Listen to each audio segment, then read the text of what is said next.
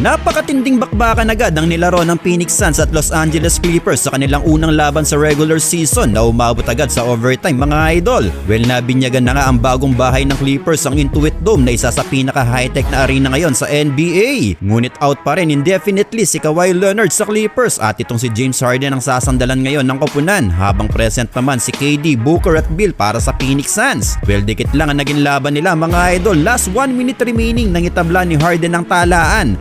Lumamang pa sila sa kanyang dalawang free throw na ito pero naitabla naman agad ito ni KD mga idol. Last 21 seconds, sayang at hindi pumasok ang driving layup na ito ni Harden kaya napuwersa nga sa overtime ang laro. Sa overtime mga idol ay sagutan naman ng 3. Last 14 seconds lamang ng dalawang Suns at hindi na tumawag pa ng timeout sa play na ito ang Clippers. Nakakuha naman ng foul si James Harden para sa double overtime sana pero inalat sa second free throw si The Bird mga idol kaya sa huli ay nakuha nga ang panalo